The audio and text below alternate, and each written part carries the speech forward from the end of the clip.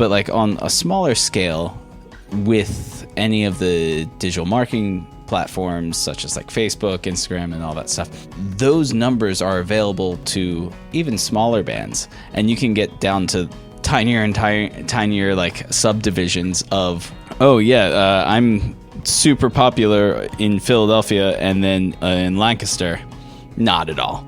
And like, cool, maybe not, I won't travel 2 hours out. And like that informs all that stuff, and as well as ways to grow and go forth. What's this red button do?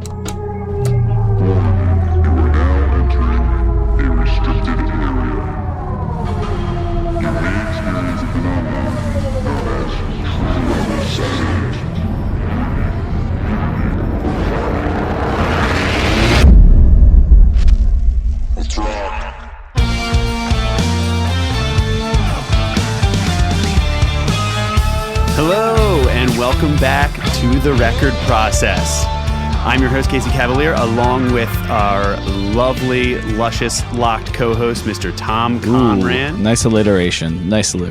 Hello, Tom. We love, well, you know what? When you give me the opportunity, I'm going to take it, all right? We are here today for what will be the final episode of season 1 of The Record Process. We are going to put a pin in it because we have delivered masters, and now, before we wrap up, we don't want to forget about maybe the most important part of the process, which is shipping the work, which is getting it out there, and that is a stone that we could not, in good conscience, leave this season without unturning. Right, Tom? Oh, yeah. And just a little celebration noise.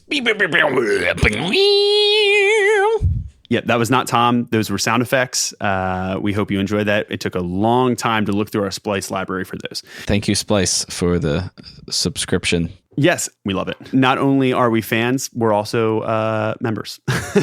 That is all to say that, yes, we are going to wrap up this season and this walk through the entire process by talking about a few things that we think are really important when it comes to releasing the music that you've spent so much time putting together and curating, and how that artwork will ultimately find its audience and what that audience will be. There's a lot that goes into it. It's not nearly as easy as much as we would like to believe as just throwing it up on Bandcamp or throwing it out through DistroKid, getting it up on DSPs and doing the old set it and forget it, as Ron Popeil would say, for a reference that will fall tragically flat for most listeners to this, I'm sure. Wah, wah, wah, wah. That's the first sad trombone I got to do for you. You know what? It is, Tom, and you're welcome. You're welcome. I teed you up for that, and I totally deserved it. And I knew that I probably wasn't going to escape this season without getting one. So there it was. That's great. Right at the 11th hour, we got it in, and I deserved it. But circling back and trying to work through that sad trombone, you're not going to set it and forget it. And I think a lot of people, you are so easily empowered, especially for independent artists nowadays. It's really easy and efficient to just self-release. A lot of platforms and services have made that very, very possible. But there's a lot more to it than just putting it up there and assuming that if it's good and you believe in it, that other people will find it and will feel the same way about it. There's so much music. If you release it, they will come. Right. That's not always the case. It's not always the case. We want it to be. But so to ensure that we have the best chance of it finding its intended audience and the people that are really going to love it and that are really going to care about it as much or almost as much as you do as the creator of it, there's a few things that we want to ask and a few questions that hopefully you're not asking by the day you get your masters back and then say, hey, now I guess I need to figure out how I'm going to release it. We should be asking these things along the way because it's all tied in, right? So it's tied into the story, it's tied into the music, and hopefully tied into the themes that are all sewn throughout the songs, whether it's an EP, just a handful of singles or a full album. There are a couple of questions that we want to make sure everybody's asking themselves earlier in the process rather than later, or rather at the end, to give it its full shot, to see the light of day and have the success and have the impact that we want it to. So, the first question we want to ask is, you've got your masters, right? You hopefully have some other things that we'll get to in terms of deliverables, in terms of the artwork and some of the, the vision that will coincide. But what do you do next? I feel like the first thing that we should touch on is one, and you kind of touched on it, is what not to do is just release and go. But maybe the first like productive step forward that you should be doing maybe while you're waiting for masters. That's a great point to start doing this. Maybe you already know this, but find the target audience of who you're releasing this music for. And Case, as I think we talked on before, it may not be the people that you think. That's right. And so like adjusting for that, or having some calculated ways to adjust for that, is like super important. Absolutely. I mean, so especially too, Tom, the answer to where do I begin? What's the first step I take after I have this music and I want to get it out? It all depends on kind of where you're at in the process, right? So even understanding and knowing who that audience is and who you want to get it in front of, that might vary based on how new the work is, how new the band is, right? And all of those things. If you're an established band that's been around for 10 years, you probably know where to find a lot of your fans and where to find other fans maybe like them, because you know a lot more about them. You've already had years and years of feedback and them responding to your music in certain areas, whether it be in the digital realm or whether it be in person at certain shows and in certain types of smaller subgenres. You have that data, right?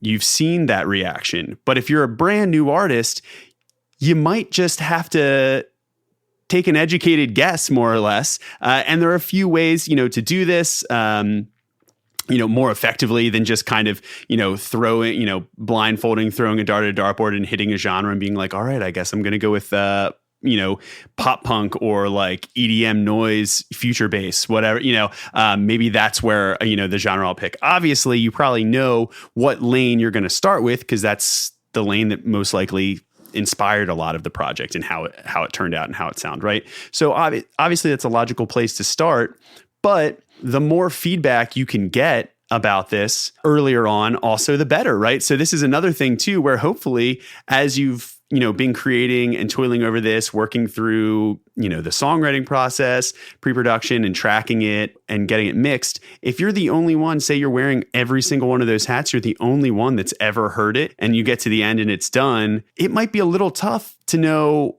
anything else other than how you feel about it, which is relevant to say that, but that doesn't always mean that other people and the audience will find it in the same way, and think of it and view it in the same way. So sometimes reaching out and having those feedback resources of, even if it's just a couple friends who have a wealth of knowledge about music, and you trust their opinion when it comes to the specifics of it, right? Or maybe, again, if you have been working with a producer or have been working with, say you are putting out with an independent label, most likely they've already heard portions of those songs or rough mixes leading up to it, or even the demos.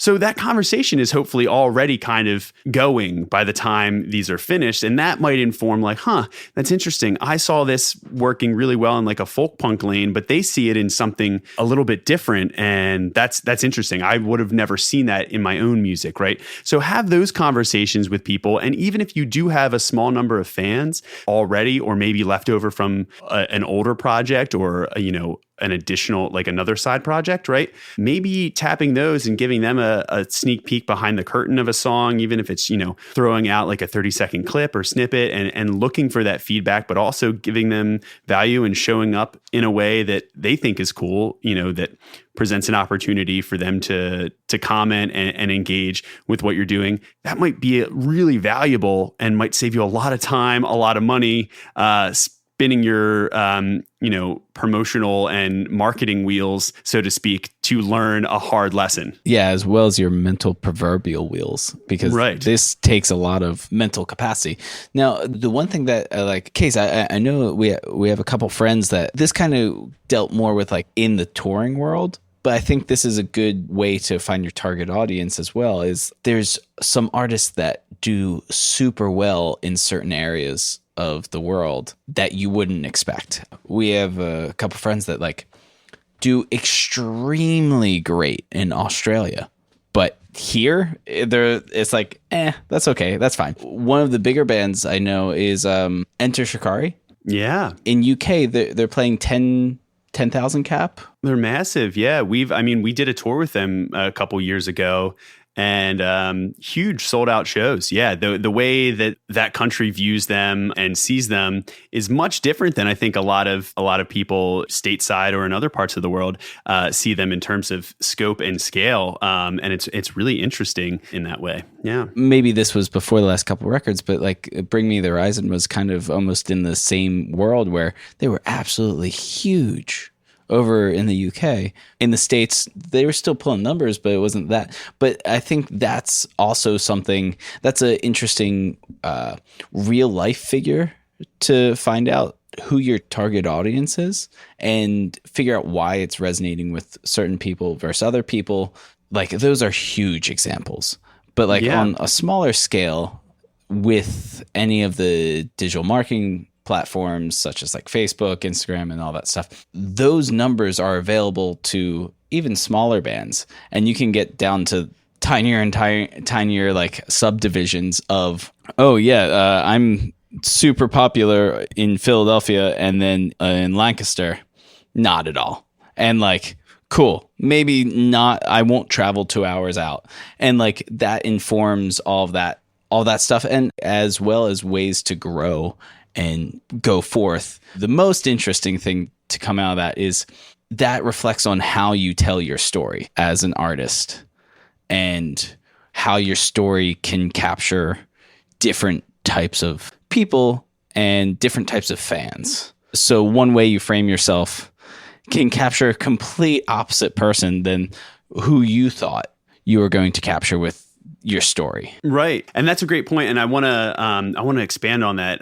But I want to go back for just a second and say what you brought up, Tom, about in the modern era where now online things have a much different and further reach sometimes, than locally or organically initially for an audience. That sometimes, finding at home, it's like maybe the music is really hitting, but it's just a matter of going and looking at those metrics and then looking and be like, hey, it really feels like I never would have thought, but like my two top markets are my hometown and Mexico City. What's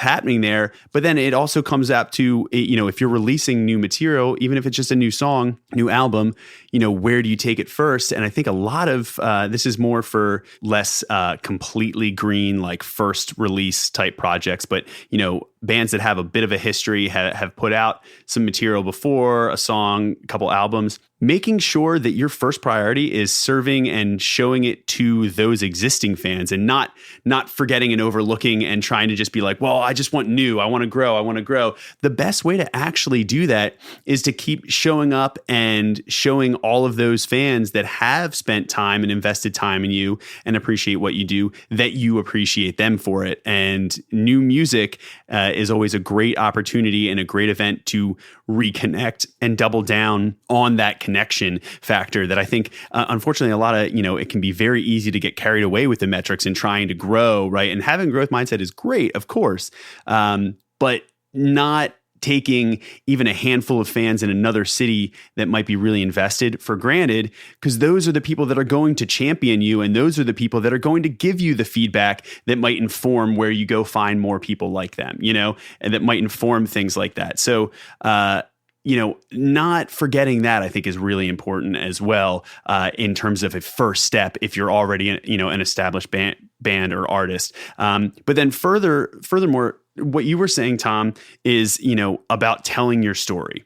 And this is a huge thing that comes up all the time and is a common like undercurrent, especially with a lot of the artist development coaching that I do and that we talk about with clients at True Level a lot, is people want to be invested not just in a song or in the music. The way you really get a solid fan and develop that relationship and that trust is, it's ultimately a reach through of people are investing in you as an artist, whether it be as a person, as another human that's making that music. And if there's a convincing backstory and origin and they know more about what led you to the point in your life to create this piece of art, to create this song, or, a lot of that behind the scenes stuff, because obviously so much is shared now in social media. I think people look for that. But the reason they look for that is because they want to know that that the person behind it, behind the project, has something that they can also gravitate to as a person,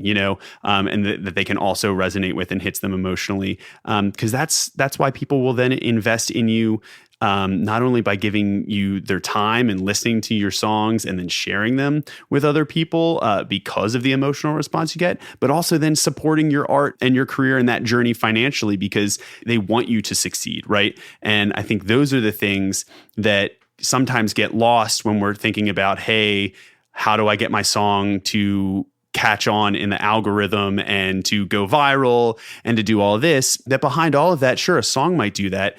But what's way more important is an interaction of someone that then feels something and learns something from the artist themselves in a way that that will transcend any one singular release, song, EP, album. And that's the kind of growth that I think is really, really important to look out for. And anytime you release something, you have that opportunity to add to your story, right? To add to what those people know about you and the journey that you are hopefully inviting all those people into.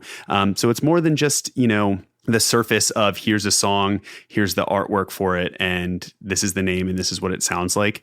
I hope you like it. Try to inform people a little bit about where it came from and give them some depth and insight behind it. And I think that goes a really long way, to making a much more deep and rich experience when you're releasing something. Cool. Yeah, no, that's awesome. I guess moving forward, specifically in this day and age of releases, I always come across this subject of, what do I release? Do I release my singles?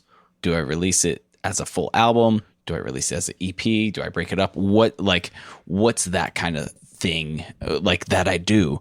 And I guess my initial gut reaction is who are your fans and how do they listen to music? Yeah. As well as a bunch of other factors, but servicing the audience that goes back to the target audience and the story that you're trying to tell. How does that fit in with each other? But so Case, I'm coming to you. I have an album worth of stuff. Yes, you do. This was a fictional Tom, but we can do real Tom. But real Tom also does. Yeah. Yeah. So I have an album. Do I do it as singles? Do I do it as an album?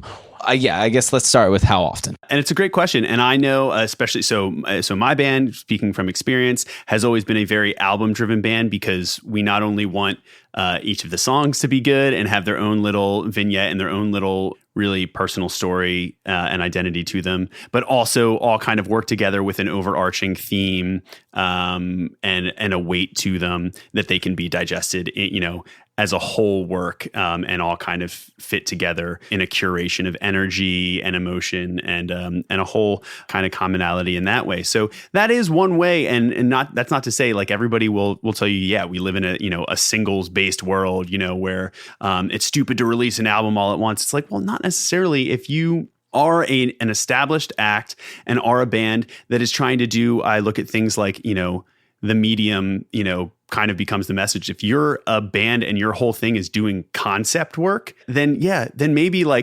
introducing a concept album one single at a time in a disjointed way is not going to give people the same experience and the intended experience that you spent so much time curating. So then you think about the delivery of what's best for how you're trying to roll it out as an artist standpoint, right? But in that world, you're probably talking about a band or an artist that potentially has an established following, right? Or at least knows where to start looking for people that are interested in that kind of conceptual work and long form, project. So it's a little easier because that's a fan experience, and that's for releasing an album. The super fans and people that are already invested and already kind of know and get your story are going to be way more blown away and invested by it because they're going to digest the whole thing in one sitting and really focus on it, right? If it's a newer project, or even if it isn't, but maybe sonically some things are changing and you have a few works that you'd like to, again, add to your story and show growth and surprise people and really engage.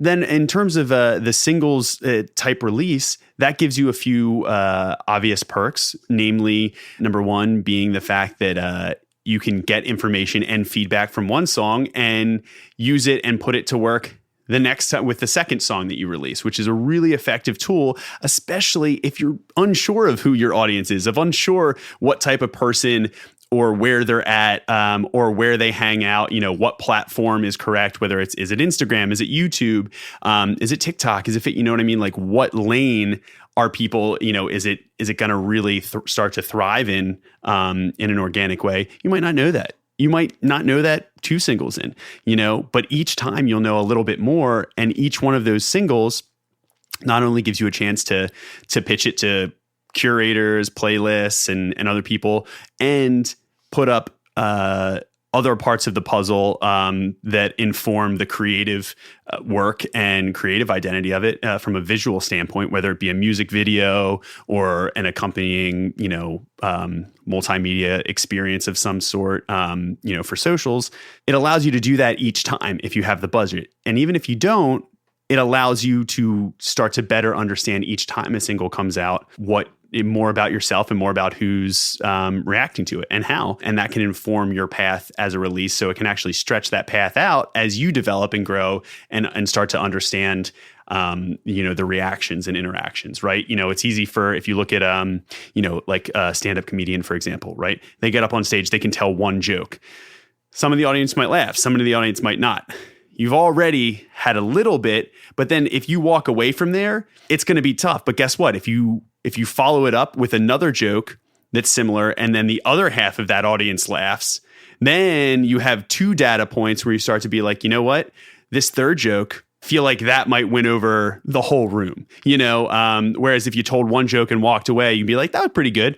50%, not bad, So in that way, the single by single approach helps you not only stretch it out and get more time and more of what I like to call little events from a promotional standpoint, hey, here's a new single release. Hey, here's a video drop. Hey, here's a Q&A about the behind the scenes production of it. Here's and you can do content to keep things going and keep fans invested and keep their attention, which is an extremely hard task at times. I think that's when they start to come back, and that's when they're exponentially more excited each time a record thing is. So if you're an artist and that's where you start to see that from a single, you don't lose any big moment, big reveal, conceptual piece by releasing something in a singles way, then that might be a really convincing way to go about it for all those reasons. But there's not a one size fits all, and I have this conception actually with a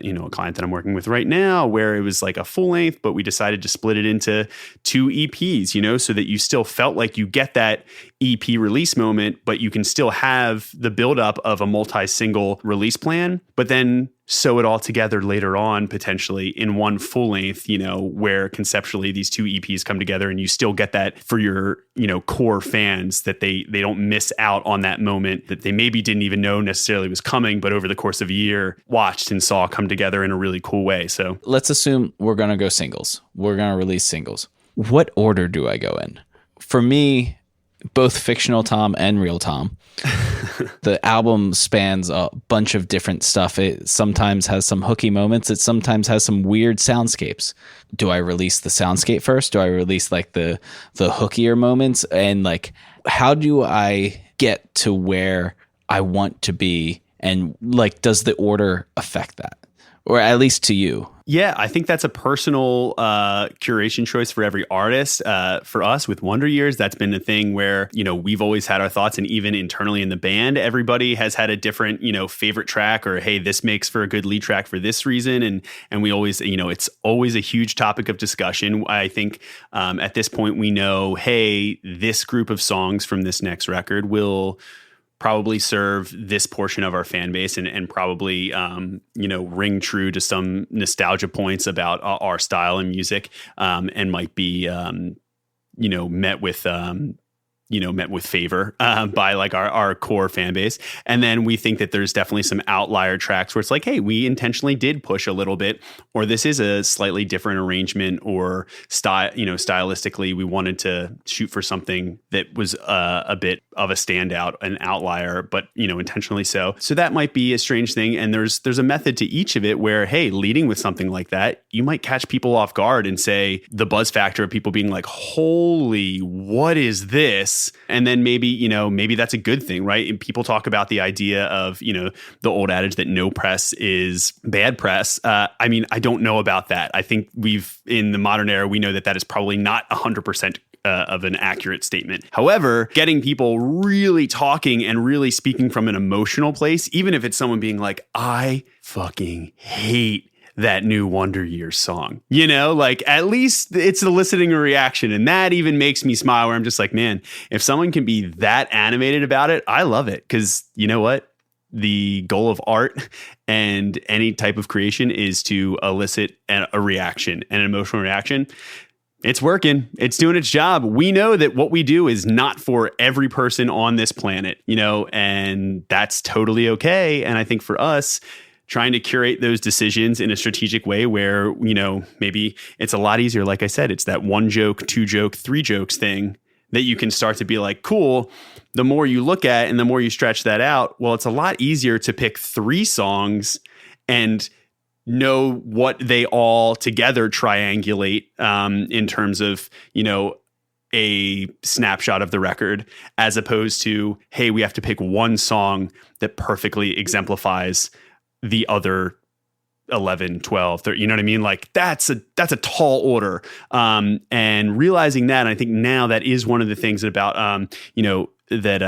that the way people are consuming music and so quickly, and so often people are releasing music on just a song by song base scale. I think it takes a little bit of that pressure off as an artist. And just even from a label standpoint, where you're just like, hey, years ago, it's like, it was 1 single. We had to pick the right one. We had to decide which was going to be the best one to do a video, to put all of our money and promotional dollars into. And nowadays it's just like, let's put this one out. Does it track? Great. We have a script ready for that. Now let's get the band to go do a video because it did really well. Or let's say, hey, let's put out these first 2 singles. We'll have scripts and concepts ready for both of them. We'll see which one does a little bit better, gets a little traction. And then when the band comes back from tour 3 months later, we'll have them do a video for whichever one. And then that'll be another injection down the line that comes out right before the release and things like that, and you can get creative with it. But that's really how a lot of that informs ultimately what order and what song. It's what are you trying to do with each song? Are you trying to appeal to the people that already know and love you and say, hey, look, check this out. We think you're going to love this. Like there is stuff like this on the record.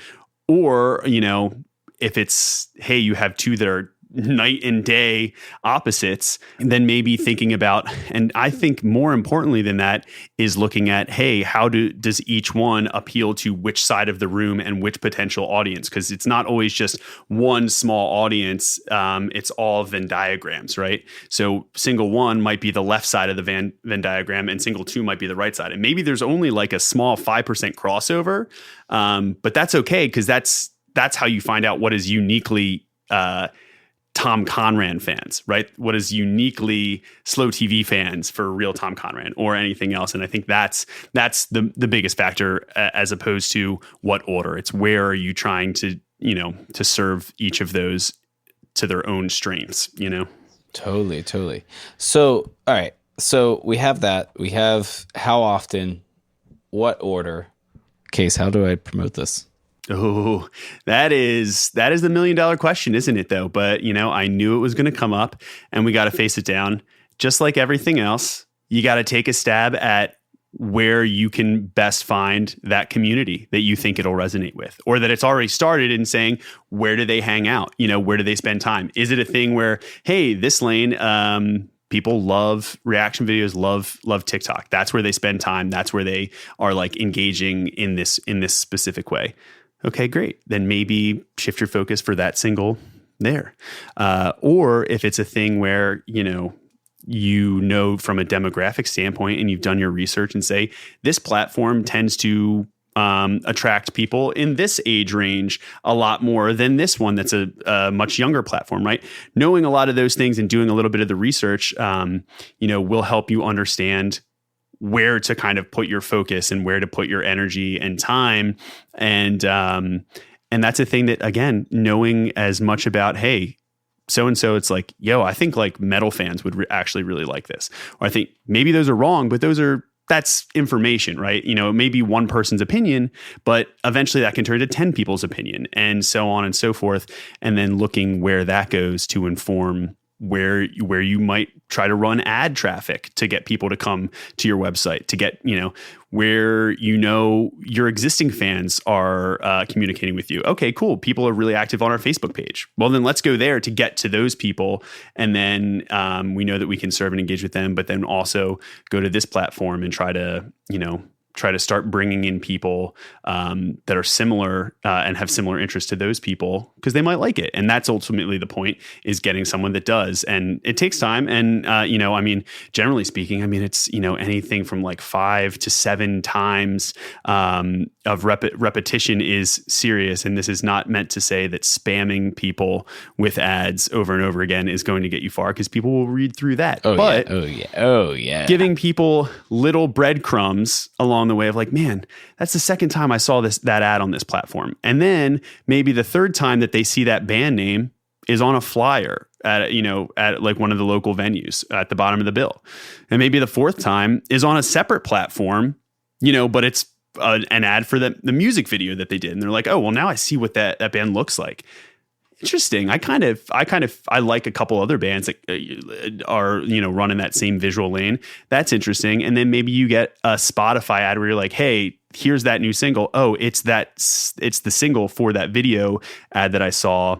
I recognize the band name. I recognize the logo and the color scape. Maybe I just click on this to see what this song sounds like. It feels like it's following me. And trying to curate it like that can be a long road. It's not an overnight. You're not going to just spend $100 on cold ad traffic and get, 1 for 1 for every dollar you spend, get 100 people that come like you, buy a t-shirt, buy the record, and show up at your next show.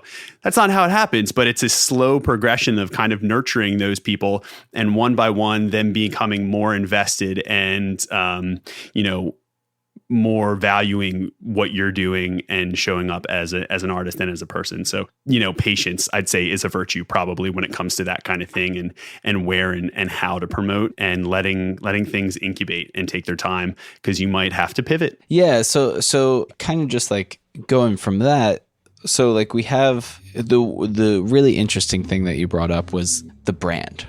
Even though you're not a Coca-Cola, you're not a Target, name any big company, they have brands. When you say brand, I think of big companies. Now with that kind of stuff, you also have to have a brand for what you do. And like you already curated most of that through the songwriting, through the recording, through all of that. But the final push is this visual as well as auditory tie-in brand that ties in to all aspects on how you do promote, how you release, how you get promo shots done, how your live performance looks. That's all tied into this brand. And I really enjoy that you brought that up, Case, because thinking of how to promote it, if you're maybe stuck on like how that is, circle around to one of the other points of your brand to figure out how to promote. Like, let's say you have a really, really cool live show that like has some cool, maybe some cool holograms or some like projection stuff. Well, maybe that'll be a cool ad if you like were able to target that and throw it into like a YouTube video or something like that. And that just adds to your brand. And like, I'm just like, I'm juiced off of you bringing that up, Case. That's really cool. Yeah. Well, and I think that's too, like, kind of, taking it and finishing off this episode with a few points that really drive home the idea of understanding that when you're releasing music, you're more than just releasing music. You're adding another story and another reference point to your identity and ultimately your brand. And realistically, a lot of people don't like to, necessarily think, or even newer artists don't always look at what they're doing as a business, because that can be kind of icky. And a lot of people don't like to talk about money, and many creatives, we'd hope aren't wholly driven or motivated by money, because that also, I would say, is especially in such a competitive industry, somewhat foolish to have that be your only why and or motivator, and can lead you down a really dark and lonely road if that's the only thing that's driving you. So,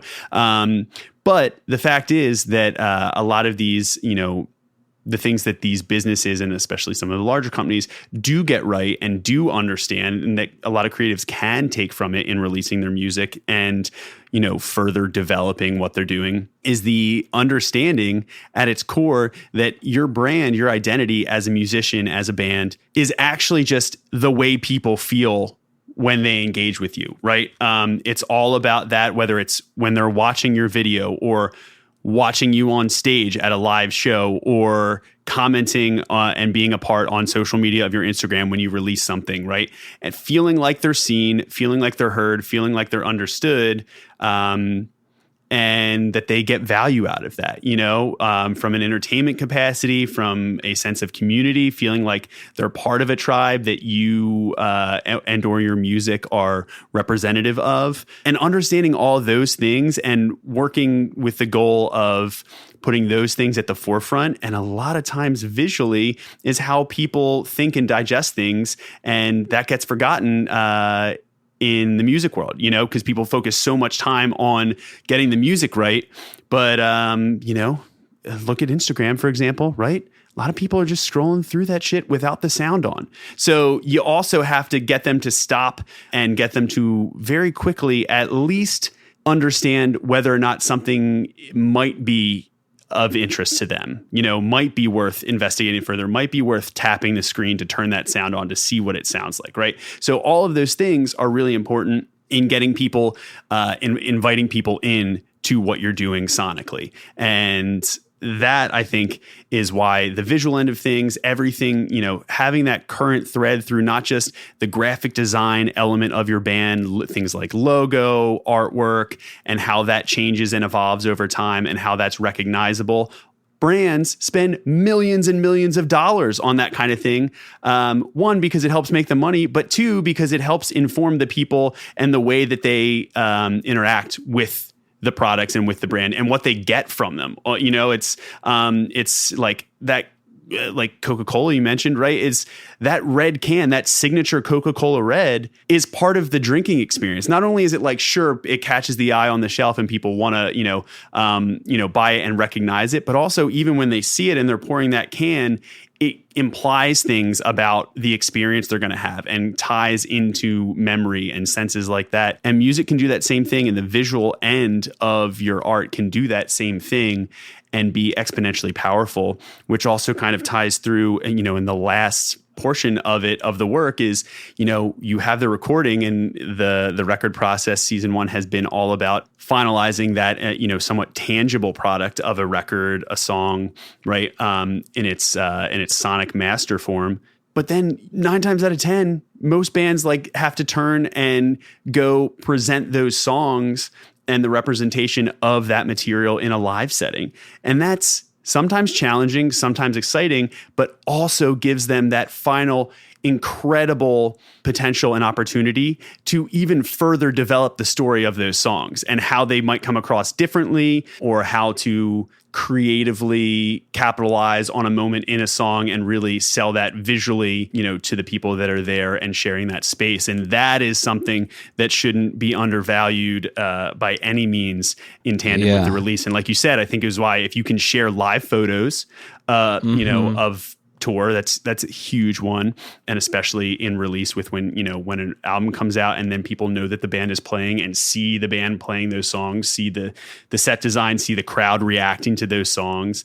That's huge. And that is that kind of last piece of that puzzle in terms of, like you said, like down to like holograms and things where we're just like, wow, that's like a different dimension that sets this artist apart, right? And sets this album apart. Yeah. The parting word that I do want to just leave with everyone is when translating the record to live, I don't think it's particularly important to get every nuanced aspect of the record on to the live show, but translating the emotional energy that you created in the recording. Because sometimes if you just play the track back and like you were on stage and you were just like singing or you were just playing guitar and the track is playing behind you, it's not going to hit the same.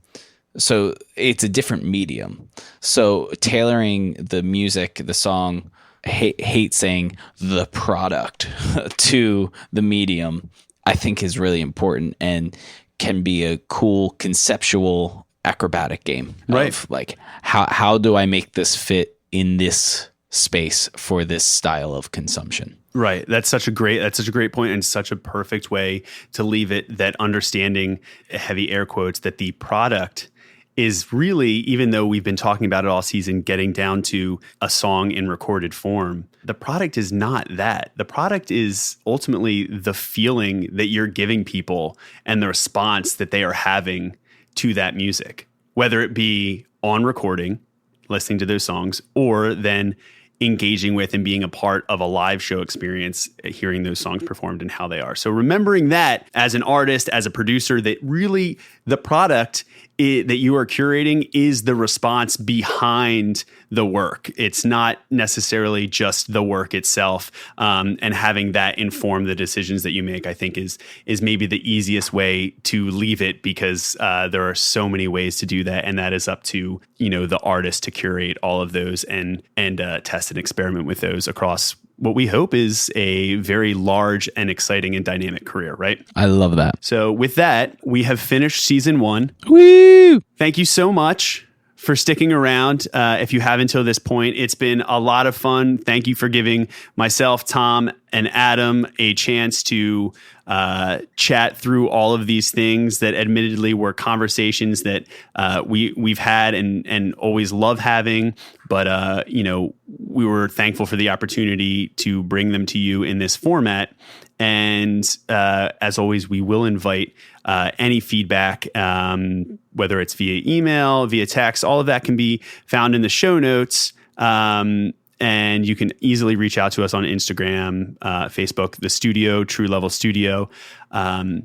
And we will certainly be seeing you soon. As we have alluded to, there is much, much more to come. So stay tuned. And as always, if you got anything out of this show and this season, please let us know, but then also maybe let somebody else know and maybe drop a review on Apple, on iTunes, or, wherever you're getting this. And we will see you next time on The Record Process. Bye-bye.